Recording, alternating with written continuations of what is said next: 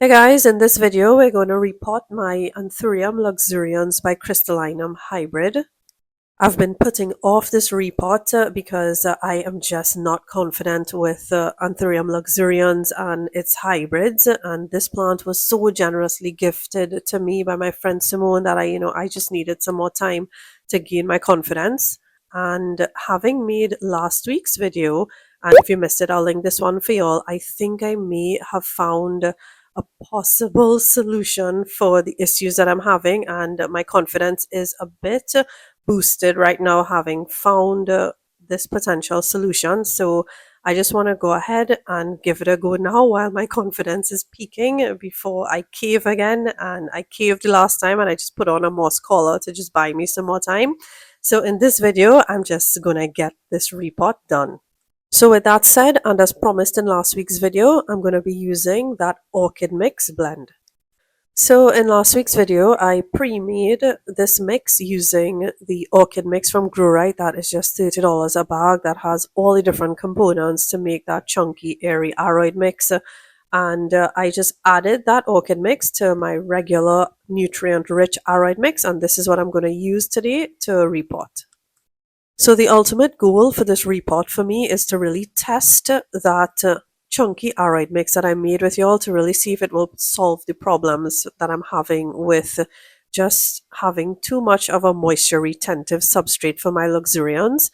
So we'll get more into the mix later on, but the first thing I'm going to do is remove this moss collar that I use very frequently for my anthuriums, especially if I'm trying to buy time from a repot and it has exposed stem up top. This really helps to get those roots going, and in the event that the main root ball starts to fail, I know I could just chop this plant on the top and possibly save it. So I always use a moss collar with my anthuriums just as a backup and to just, help me along in terms of the rooting situation. So this is what it looks like with the collar off. That was just a plastic cup I wrapped around the stem. So this is a better look. So I'm going to start peeling away the moss next so you can really see the effectiveness of it. And, if you just want to give yourself a safety net, if you're new to anthuriums, I definitely recommend this method.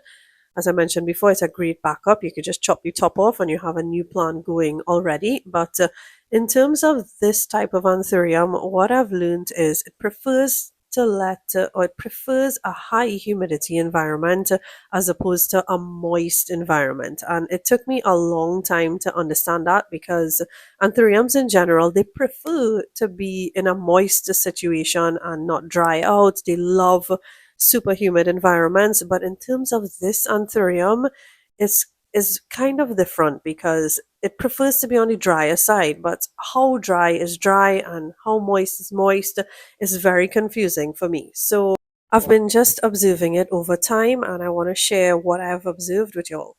If you're new here, I grow my anthuriums in a polycarbonate greenhouse here in Trinidad.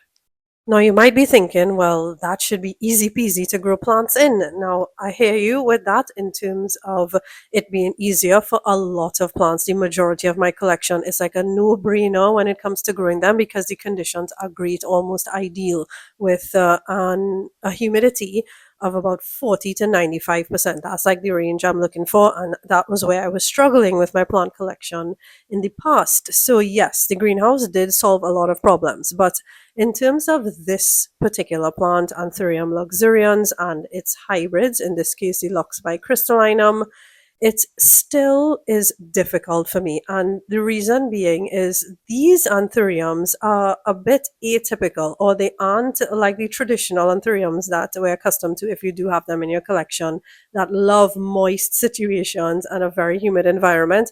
These like to stay more on the dry side. Now, defining dry is where my challenge is. And the only thing I could do at this point is to lean on my experience from trying to grow them over the last 2 years. And that's what I want to share, like I mentioned before in this video. But before I continue, I want to just give you all a better look at the roots that have grown in the moss collar. This is just a stake that I was using to just add a little more support because the collar can add a little more weight up top. But these are the roots we're dealing with, and I am super, super happy about it. And this is just proof of the method being effective, and I would not change this about my plant care. because it really does give me a safety net with fickle plants. So as I get ready to take it out of the pot, here is where I want to share some insight. So I know at this point from just trying to grow them over and over that the problem is the mix that I make. And there isn't like a luxuriance mix that I could just go and buy. I literally have to tweak my Aroid mix to the needs of these types of plants to basically even give myself a chance. So what I've been doing recently is mixing individual components to create a super airy mix. And I'm going to move away from saying well draining and lean more towards airy because I feel that gives a sense of dryness that will get my point across better. On screen right now, you can see how great these roots are growing, and I can't take any credit for this. This is Simone's custom mix. So I want to take a better look, and I want to give you all a better look at what has been working for this plant. But at the same time, I want to show you all how moist this mix is, having been rained on and just having lived in the greenhouse. You can see how wet it stays. So I'm going to have to adjust this mix with all that said because it likes to stay on the drier side. You're seeing fungal spots on screen right now, those little yellow dots, and that's because the humidity is so high in the greenhouse that it's giving me some fungal issues as we're in the wet season. So that's just, again, some insight in terms of how wet or how moist growing in a polycarbonate greenhouse can be. And so I have to take off the majority of the soil just to continue to allow this plant to grow.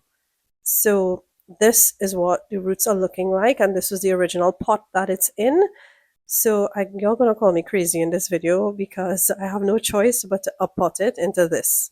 But before I get to the crazy, let me just give you all a close-up of the existing mix that it's in. So it has terracotta, it has leca in 2 different sizes, it has tree fern, and just like this gritty, very gritty soil mix. It has large perlite as well as small perlite.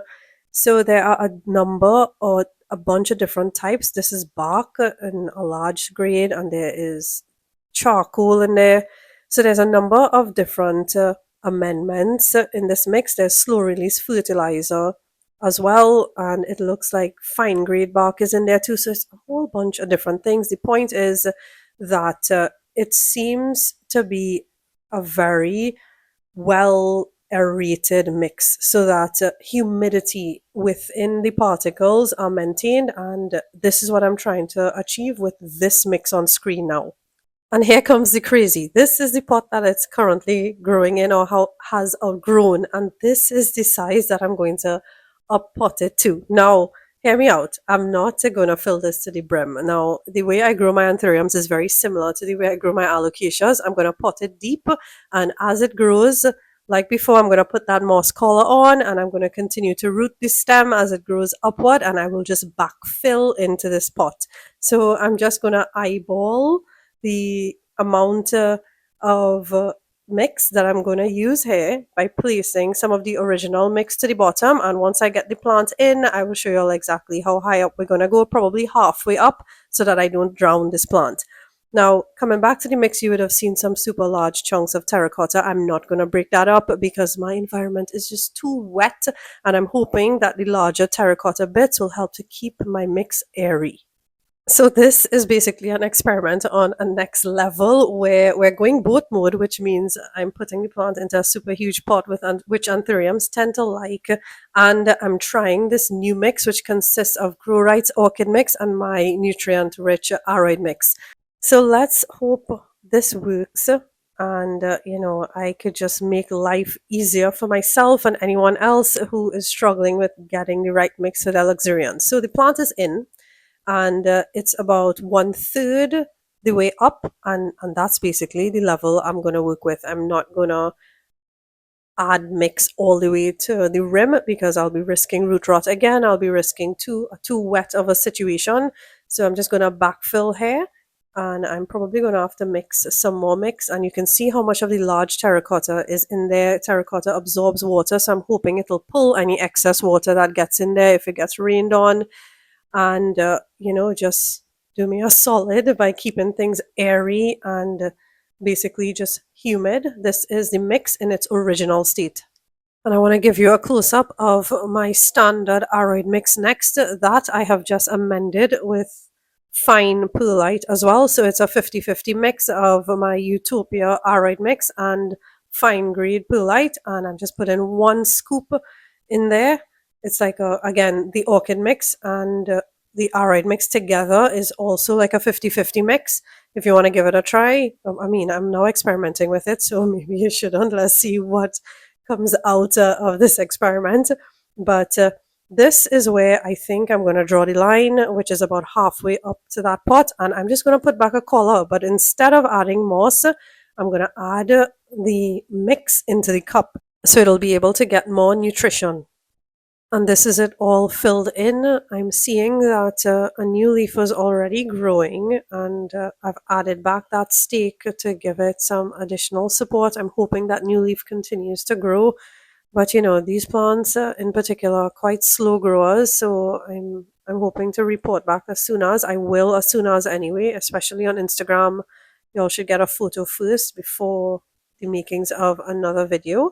But this is what it's looking like, and I'm just going to hope for the best. I'm really hoping I got this mix right, and I'm going to put it back in its location that it was happy in. I'm not going to play around too much with the conditions, so it's going to go back into the greenhouse under 70% shade cloth, where it will experience that 40 to 95% humidity. We are in the rainy season now, so the humidity stays well above 60% in there. So I'm just going to maintain that. And the last thing I want to do is water it with some Great White. Because the original mix was so wet already, I'm literally just going to drizzle just some of this Great White water onto it. I'm not going to drench the pot and allow water to run all the way through. I'm just going to drizzle it because, like I said, these like to stay on the dry side in my experience anyway. And this will be the end of this video. I hope you all are rooting for me. I am really trying to get this right to make things easier. This is my Luxurians dark form that is, I don't know, the same thing. It's just declining and it needs to be repotted again. But I do see another leaf on the way, but that's for another video. Let me just focus on this one, and hopefully I'll have gotten it right here and we can deal with those that are declining next. But I want to show you all exactly how much water I'm going to pour in here so that we have everything. We have a good understanding of this new experiment that I'm hoping works. So if you're still here and you haven't clicked off the madness, thank you for being here, and I'll see you in the next one.